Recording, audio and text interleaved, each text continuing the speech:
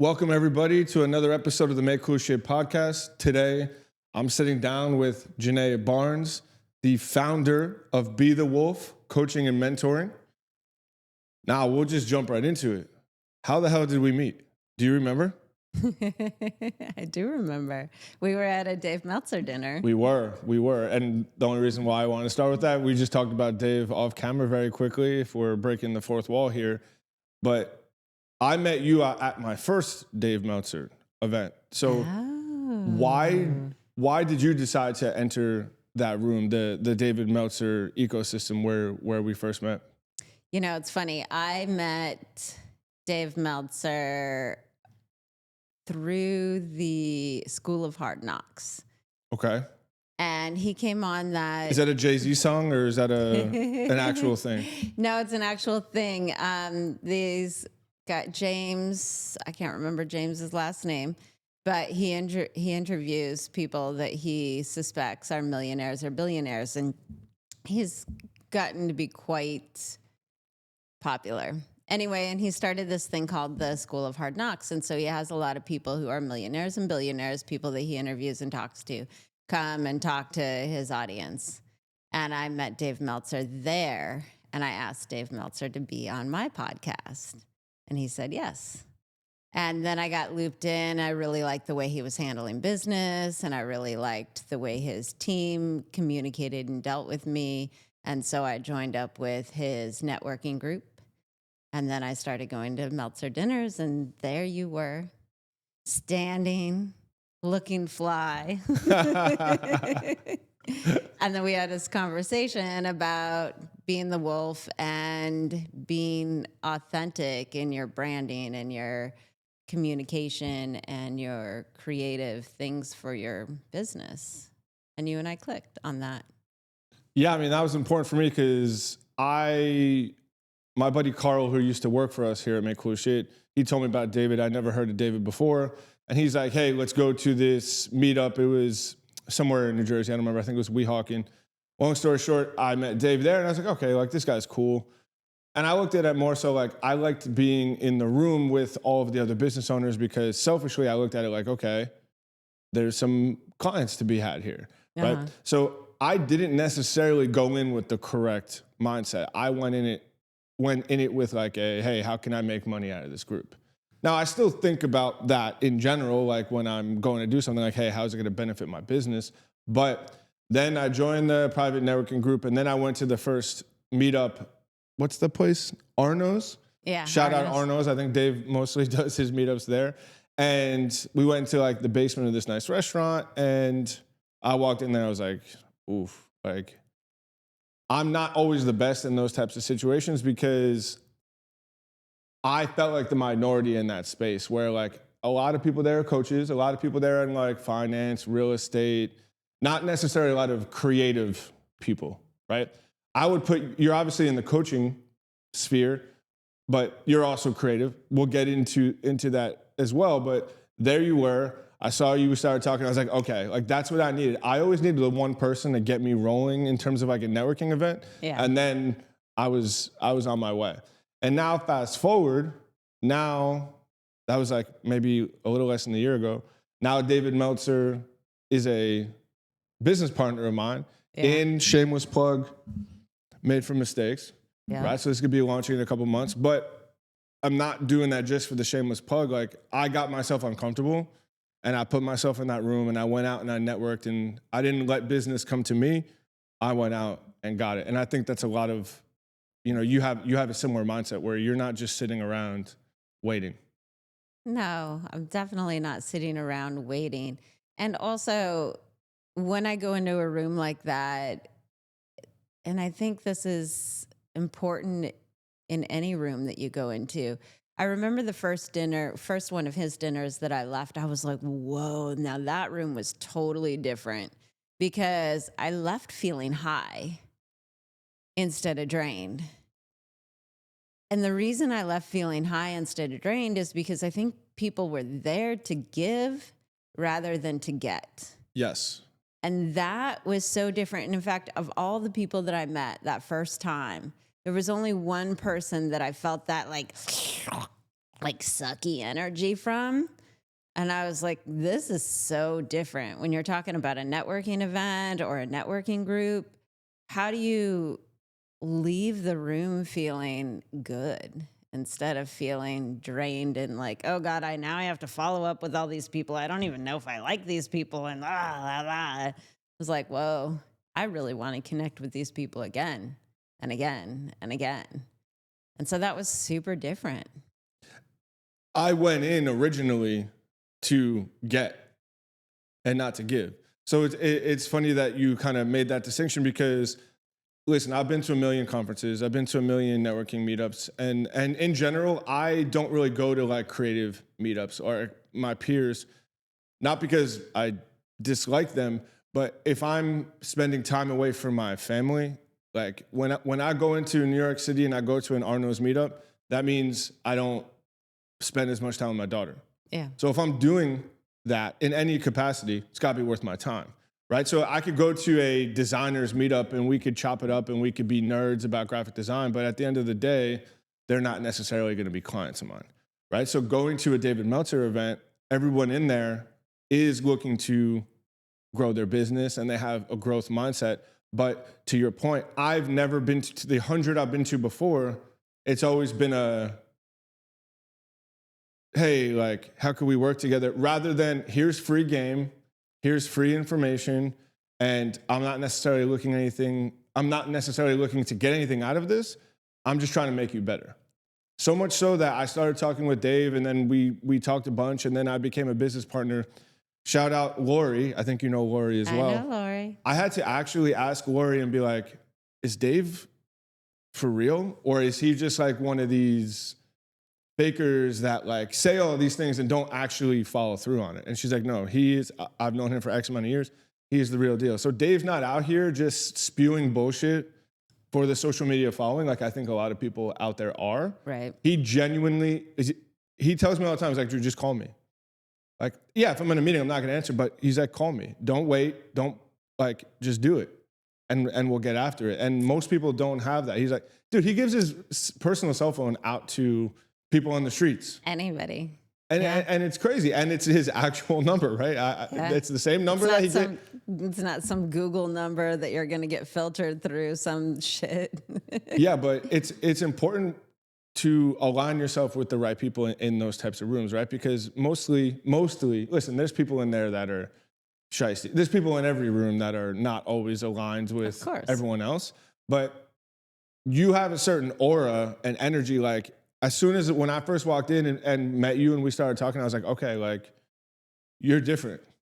And I'm attracted to people like that because when you're in the room with everybody wearing the same thing, acting the same way, talking the same way, they just blend in, right? So you immediately, you were like present, you were like in my face, you were listening like in the best way possible. I was like, wow, like, I was like, who the fuck is this lady?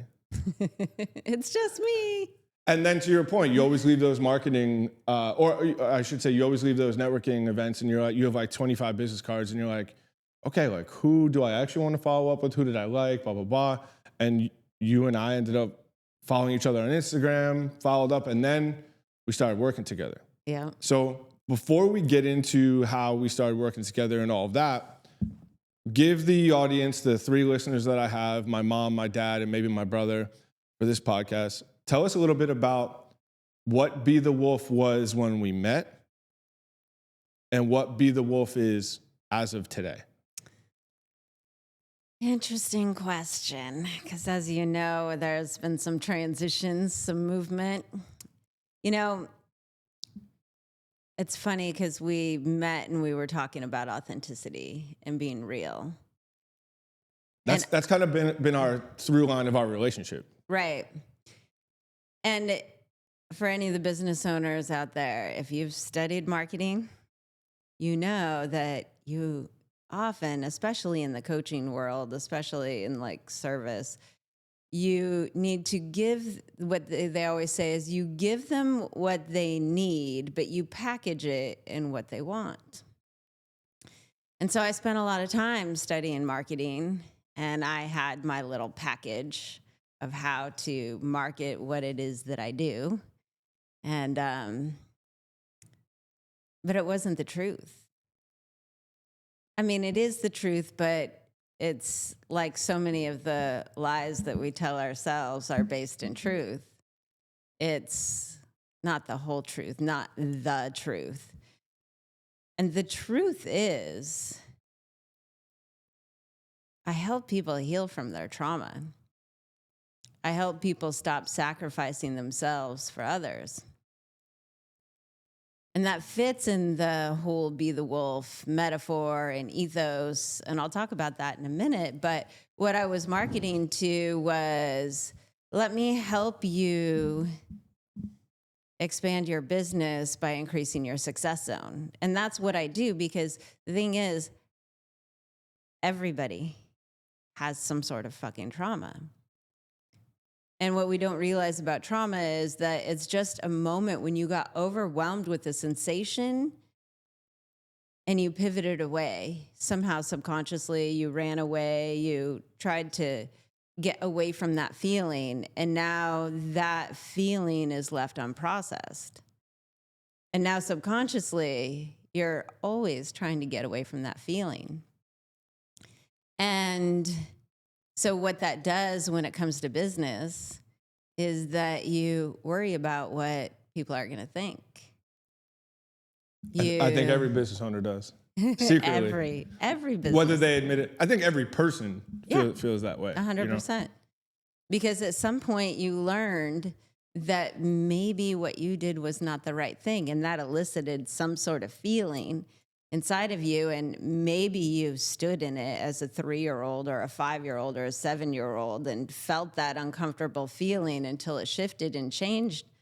But most people don't do that. They're like, oh, this feels like crap. What do? I mean, if you put something in your mouth that tastes rotten, what do? You don't chew it up and savor it. You fucking spit it out, right? And we do the same thing with sensations that feel not good or overwhelming. And so subconsciously what we start doing is we try to avoid any situation that creates that.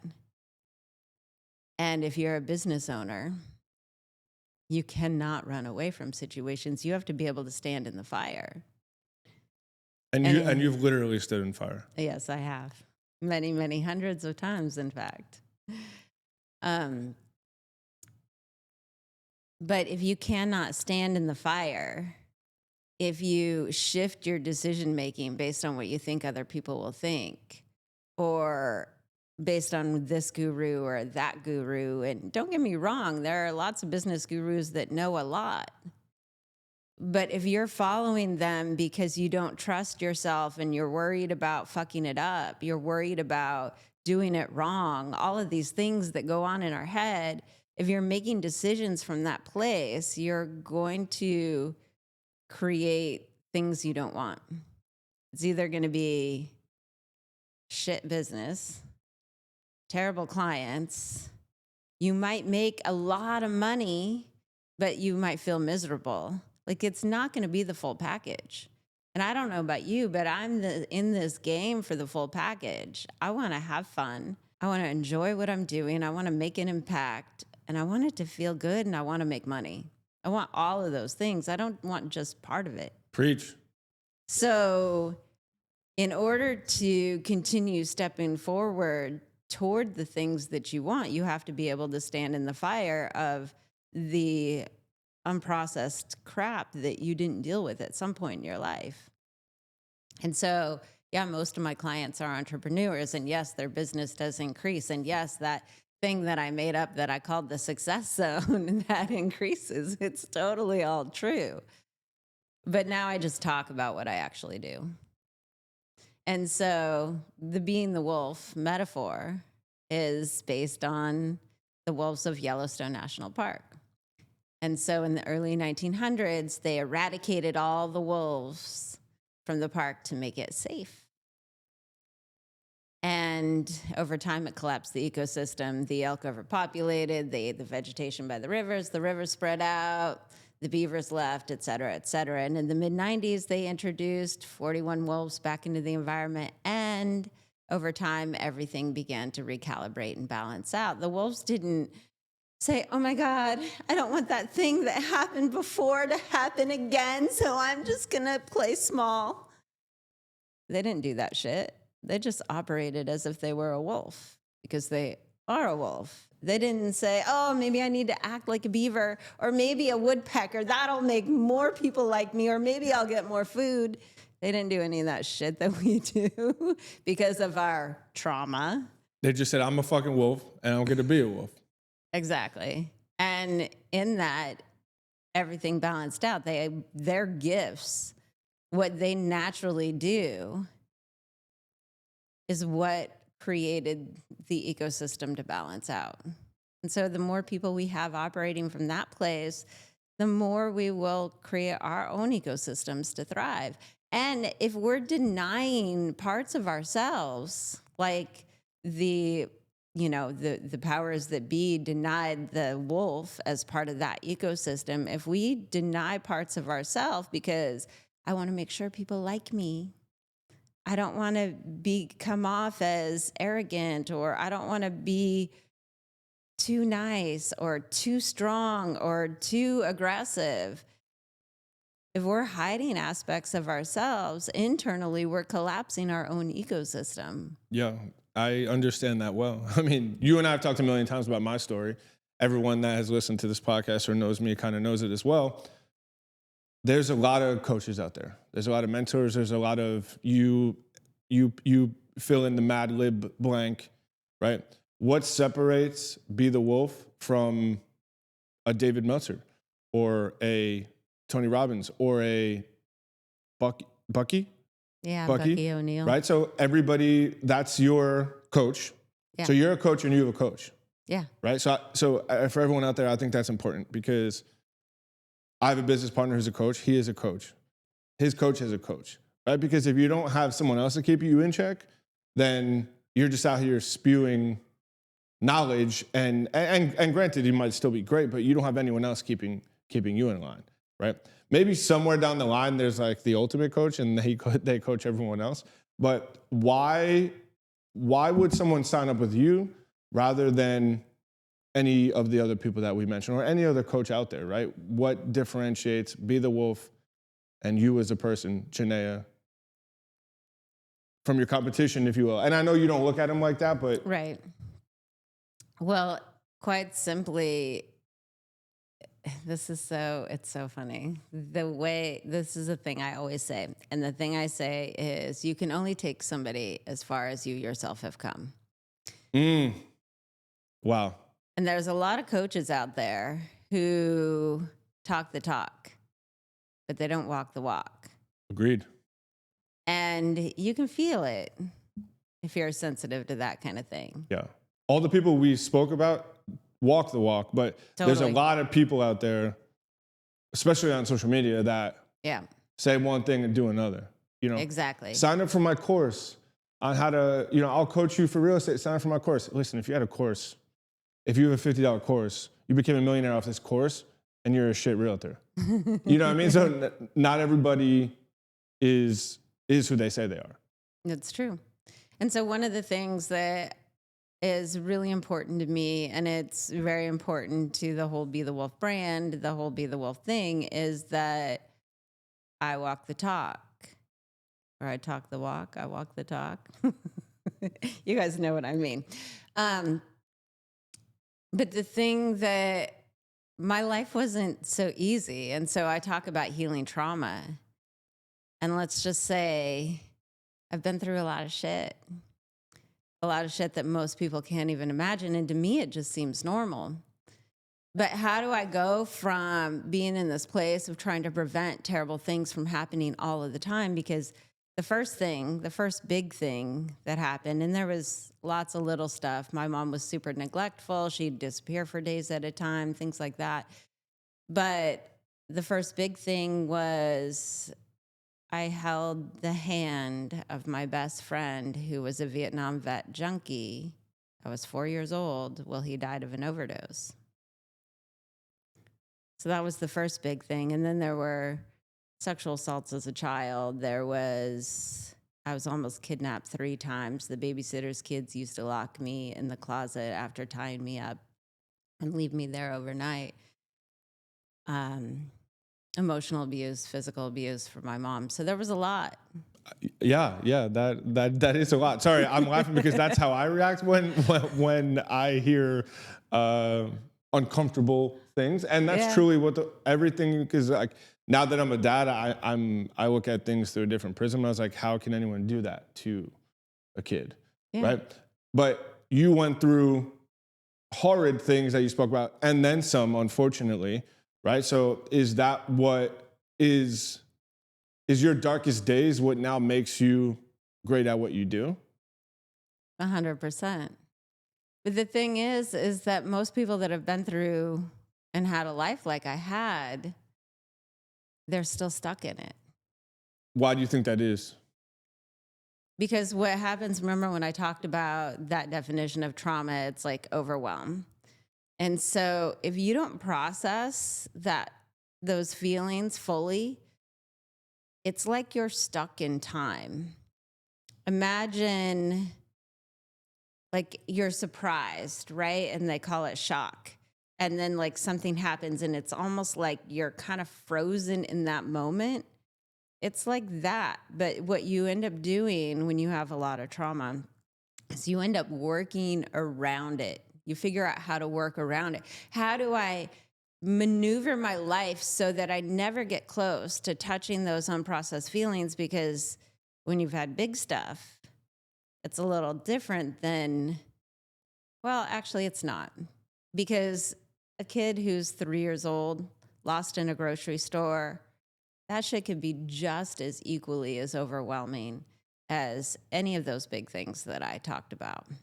Now, the duration of the time is probably a lot less. Usually a parent will find a kid within a few minutes, 5 minutes, maybe even 10. So that panic is maybe a little bit less. And Yeah. maybe there's They not weren't as locked many overnight like you were, Right. but it's still a traumatizing experience for a 3-year-old. Right. And so for somebody like me, there's just more layers of that stuff to work through to find, access, process, release, clear. You know, somebody who had an average childhood still has many moments like that, but they might have it 1 or 2 layers deep, whereas somebody like me might have it 10. Yeah, I would put myself in that. So when you're living your life trying to prevent those things, you're not taking straight line action towards any of the things that you want. Okay. I'm glad you said that, right? Because now I'm putting myself almost in your shoes on a sales call. But, and granted, this is probably a year ago before you kind of moved into what you're really doing now, right? When you were kind of, from a strategy standpoint for your business, you were kind of half in terms of like you've half figured out what you want to do, right? Right. Now you have clarity, you have strategy, all these things. So I go on your website, which we haven't redesigned yet, but I go on your current website, I book a call with you, right? And you give your spiel. And now I'm purely playing devil's advocate here, right? Okay, Genea, why would I sign up with you? I'm a business owner. I could just go to therapy. Like, I'm here to make my business go from $200,000 a year to $1 million or $1 million to $5 million, or I'm here to be a better owner, better business owner in general, right? Why, you're talking about trauma, that's therapy. I'll go to betterhelp.com and figure that out on my own. So when someone goes to you and says, hey, what does this have to do with business? Like, I'm here to get shit done and I could go to therapy. Why sign up with this 3-month, 6-month, 12-month coaching package? Have you ever been to therapy, Drew? I have. And I've gone 3 different times. And you might appreciate this. I haven't enjoyed it in any way, shape, or form. I knew I went once as a kid because I had a horrible stutter. I don't even think that was therapy. I think I'm rethinking. It was like speech class. So we're going to cancel that. So Mom, if you're listening, I'm not making up my childhood here. I went, this is around 2017, 2018, kind of started my journey. I didn't realize at the time, but I had trauma. I got fired from my dream job in New York City. Yeah. And at that time, I never had a real responsibility in my life in terms of now I had a mortgage. Now I had a girlfriend who I had the ring for and was going to propose to, and I have debt, and I have real adult shit that I got to deal with, and now I have no job. And now I have the stipend that FanDuel gave me. It was only like a month and a half because I wasn't there very long, right? To make a long story short, I was in the biggest issue of my life at that time, at 27, however old I was. I started having panic attacks, something that I never experienced in my life. I started having all this stress, all this anxiety, but I didn't really know what that was because how do I say this without coming off as such a douche? I was never really challenged or stressed in life. Life came rather easy to me, right? I played sports. I was great at sports. I went to school in general, especially the art side. School was okay, right? Like, I succeeded in a lot of things in my life. And yeah, I had some trauma and I had some bad things and I lost some games and whatever. But like, I never really had a holy fucking shit moment until around that time. So then I went to therapy, right? I didn't like it. Maybe I didn't get along with the therapist, but I felt like I was just like 3 or 4 years ago, I went back because I was just like, you know what? Let me just have someone other than my wife to talk to, right? It wasn't because I was like having a panic attack or feeling any type of way. I was like, let me just revisit it.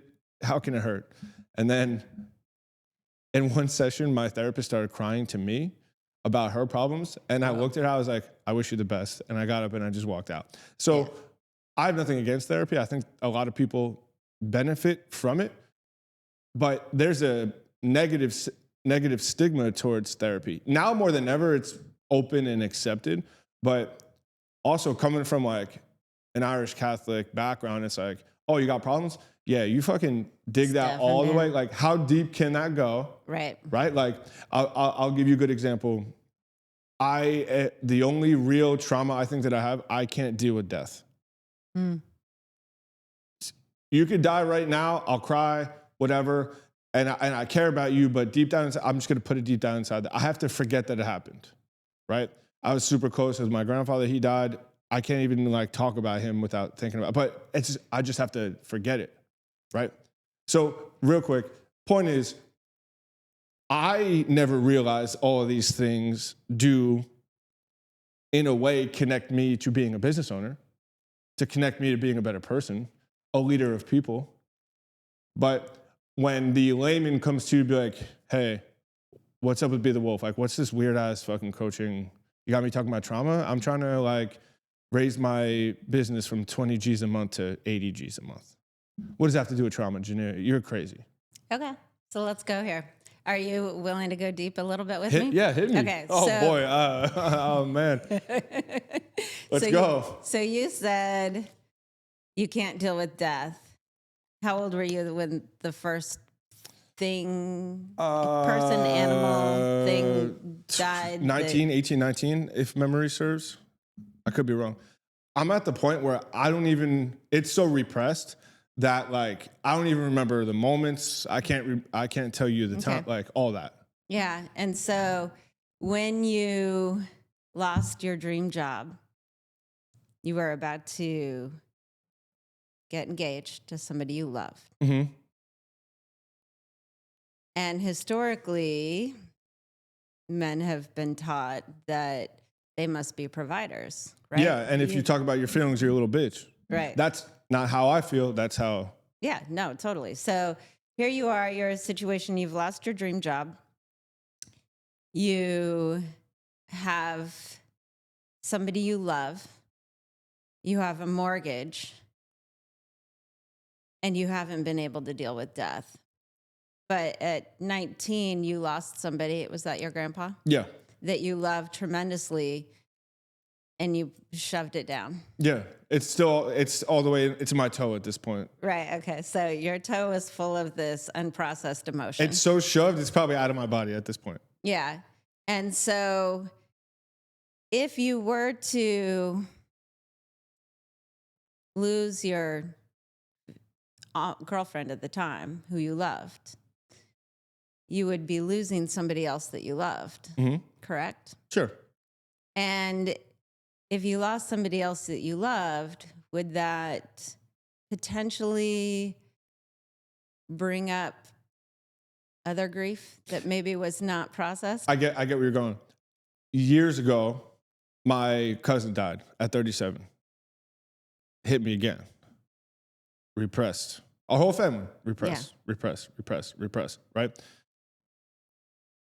Whatever the next death in my family or the next close death, it'll probably be repressed, right? So Yeah. how would you advise, sure, you could use me, but okay, how do you take that repression, if that's a word, and change it? But how does that then tie me back to being a better business owner? Okay, so now you've got this. You could send me the invoice after this You've podcast. got this inclination of shoving down the potential loss of somebody I love. So if I'm going to potentially lose somebody I love, I can't have that happen because that might bring up all this unprocessed stuff. And so that means I must make my business succeed. Yeah, well, I mean, I agree with you. I feel that way no matter what, but Right.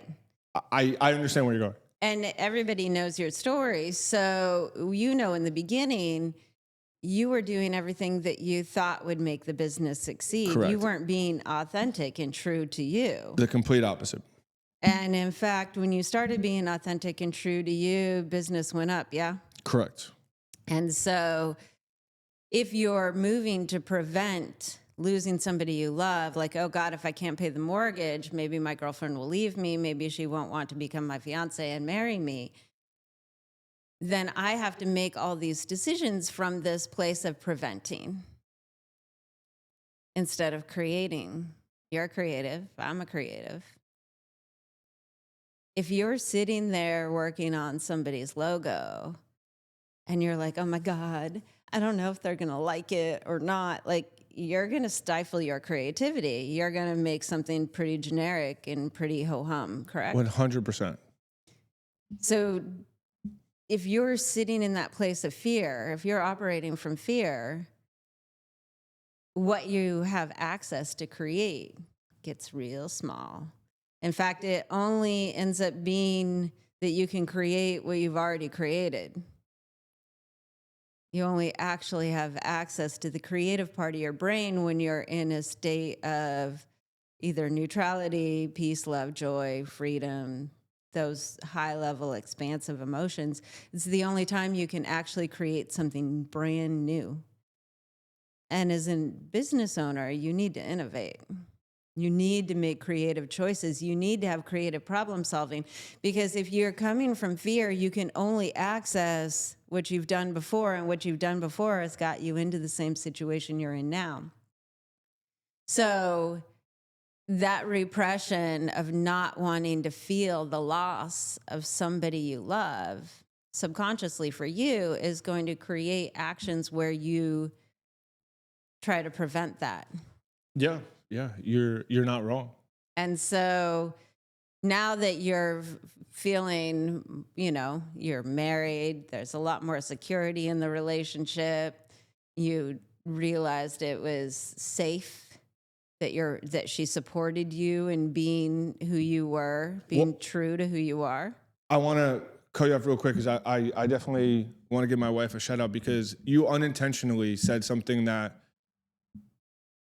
was my biggest fear, which was, I don't remember this time. I want to say it was like maybe 2019, something like that.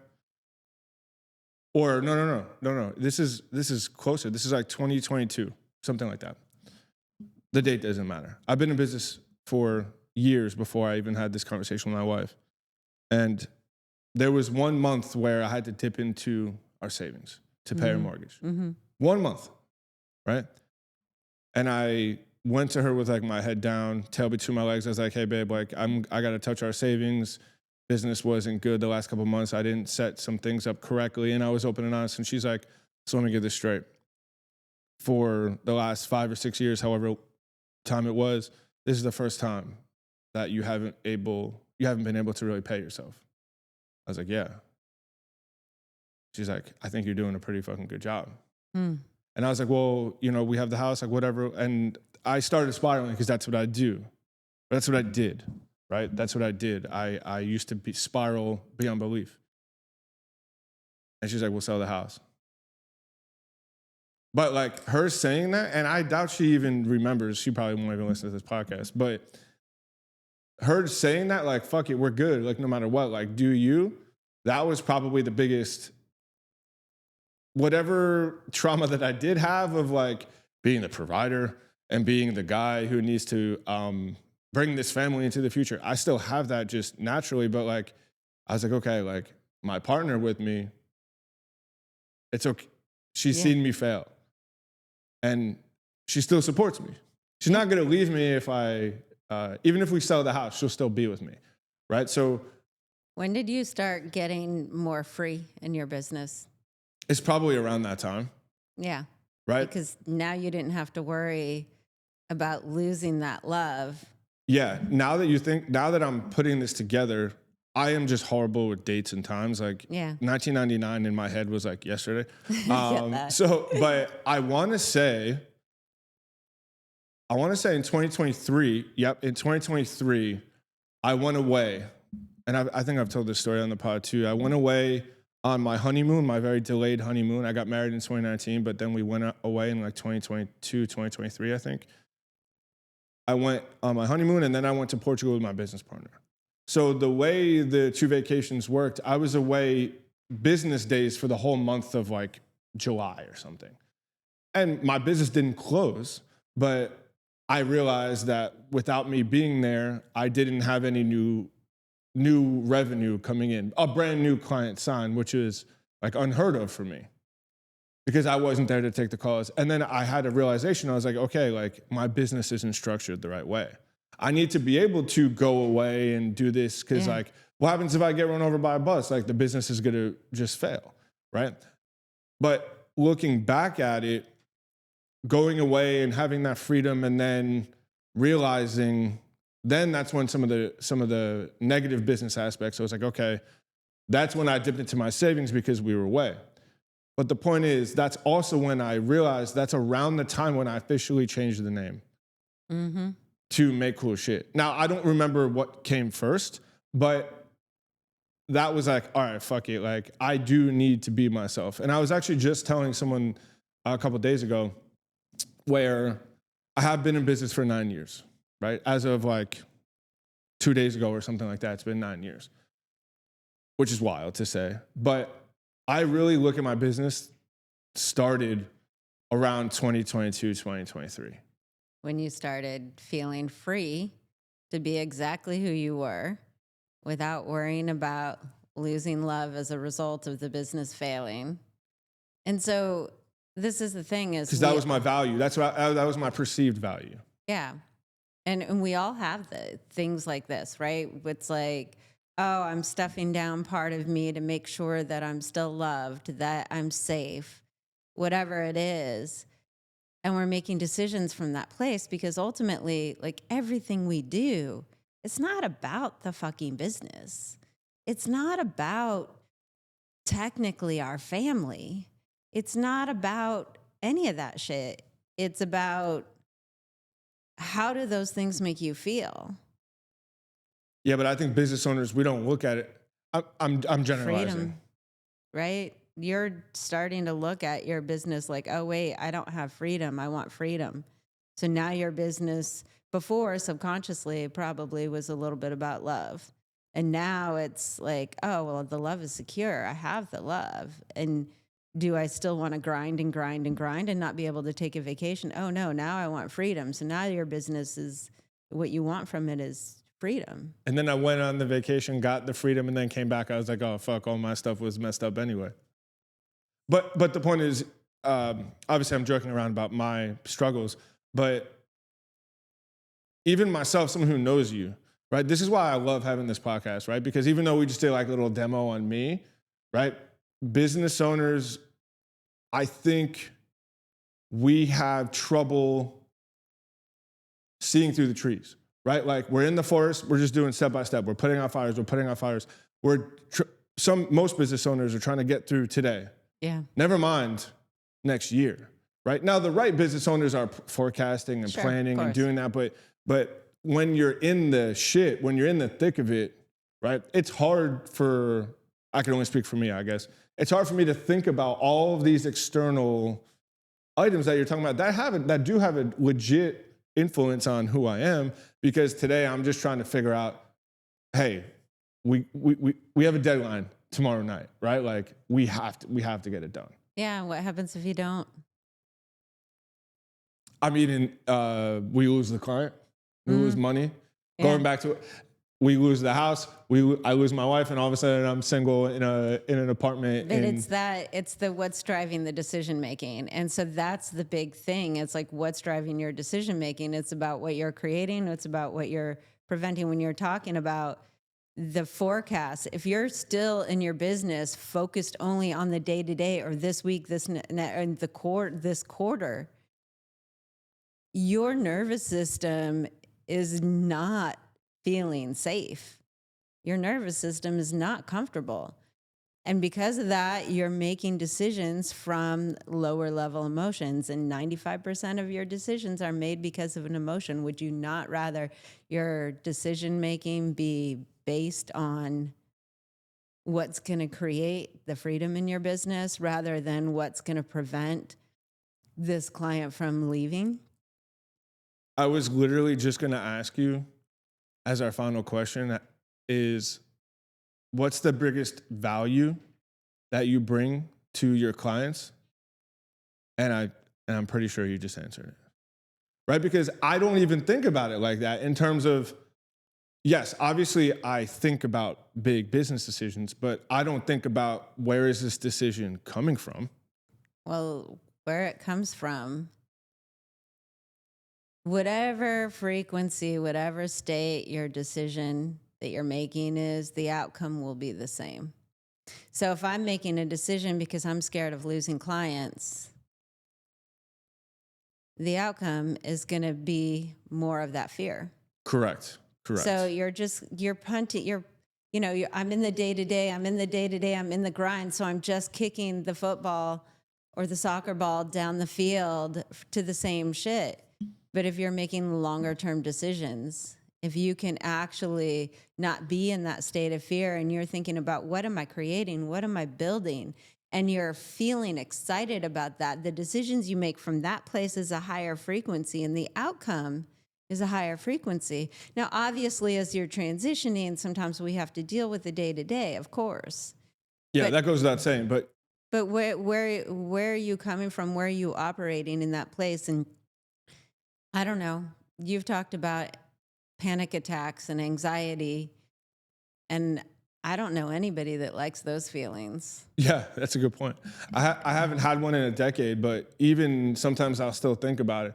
I'll even get like a little taste of it, be like, okay. Now I have ways of dealing with it on my own now. For me, usually I'll go for a run, right? And I do think every business owner has their own, like, people do cold plunges, people meditate. There's a million people go to therapy outside of your clientele, right? There's a lot of different ways to go about it, but I think what you bring to the table for your clients is your point of view. Going back to what we said in the beginning, your horrific upbringing ends up being how you're able to shine light and help others, right? So you took such a negative thing, and as an outsider looking in to seeing what you do, right? Like, I hope that you look at your business as, like, obviously, yes, you're receiving revenue for your services, but you're providing such a value to people, right? Like, this is why I fucking love this podcast, right? Because I didn't know half of this shit about you, and I never really, yes, we did strategy sessions and everything, but we did a little mini session on me. I guess what I'm trying to say is, I never truly understood your value of what you bring to your clients until today, right? And that's maybe because we haven't gone through the full rebrand yet. And now it's our job from Make Cool Shit is to just listen to this podcast while we're designing all your stuff and while we're doing the website strategy. But all joking aside,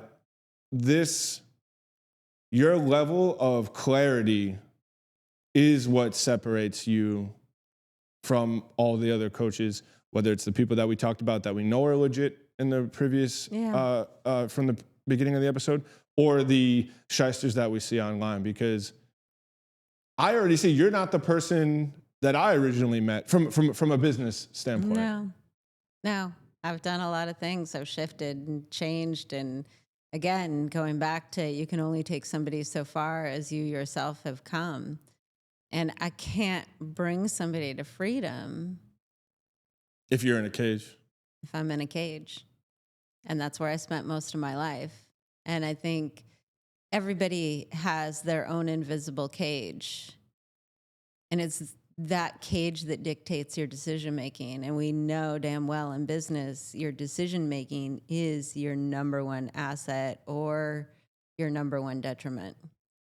And so that's the thing that makes the work that I do so important to a business owner. Because if you're not making the right decisions, if you're not making good decisions to get you to the outcomes that you want, a business that feels like freedom, time with your family so you can expand and feel that love, joy because you love what you're doing, and making an impact because that just feels so fucking good to you, but without the stress and the anxiety and all of that shit. Like, where do you want to go with your business? Do you want to grind in the day-to-day and that hamster wheel? Isn't that the reason you opened a business in the first place, so you wouldn't have to do that shit? So, but if you have a habit of feeling those feelings and making decisions from that invisible cage in those negative places, it doesn't matter what you create, it's still going to feel the same. I feel like you just peered through my soul on that one. Listen, I could truly talk to you about this for like 10 hours. I think this episode, probably more than any other episode that we've had so far, we didn't get into branding. We didn't get into marketing to an extent. We got into, this is what you bring to the fucking table that no other coach out there is doing. And why do I say that? Because you're doing it your way, right? Yeah. You're not doing it Bucky's way. You're not doing it David's way. You're not doing it insert coach name here, right? You're doing it your way. And I truly think you need to like quadruple your prices, because I think what you're doing is invaluable, right? Because you could teach somebody to change their trajectory of their entire business without even having to talk about spreadsheets or cash flow, right? That's not your acumen in terms of like a coach. That's on them, but it's more so, okay, here's how you handle the cash flow, and here's how you handle all those other decisions. Being on this side of the couch, like I almost, in your last piece, I had a whole nother question and everything lined up, but I forgot I was a host. And I was just listening to you going through it because, like I said, I've known you for almost a year now. We've talked a million times, and you're just so clear now on who you are and what you are able to bring to the table for the people that will pay you money, right? So on that note, where can the right people go ahead and sign up for your services, right? Where can people find you? You can find me on all the social medias at Genea Barnes. That's G, not a J, people. Genea. Last name Barnes, Barnes. My website is Be the Wolf Now. It's under construction. Coming soon. Coming soon. But I also have weekly clarity calls every Wednesday, 7 a.m. Pacific, 10 a.m. Eastern, that you can jump on. We dig deep. I think I was on one of those. You haven't been on one of those. Oh no, I was on your podcast. Yeah, you were on my podcast. My podcast is Be the Wolf. I do Be the Wolf live on Instagram and the other things. If you want to be a part of that, reach out to me. And yeah, but the clarity calls are something new. I'm also doing events. I lead firewalking events. And Firewalking. you just did one. Oh, I have one coming up on January 22nd, 23rd, 24th. I'm co-leading one at the end of March, and I have another one coming up at the end of May. I also have events in LA coming up. March 1st, I think, is the first one. That's a one-day event. So lots of ways to get involved. Lots of ways to dip your toe in the water. If you're like, oh, I don't know, come to a clarity call. It's open to anybody who's willing to go deep and get to the truth. Yeah. And at the very least, if you have a question, maybe slide into her DMs or Yep. ask a question, shoot her an email, right? Honestly, Genea, thank you. You rented a car from New York City to come here today. That's not lost on me. I genuinely appreciate it. Thank you so much. For everybody who got any form of value from this. And if you listened and you're a business owner and you got no value, then you just weren't listening, or you got to get like the cotton balls out of your ears, because honestly, that was incredible. Like us, subscribe us, smash all the buttons. Thank you very much. See you guys next week. Bye.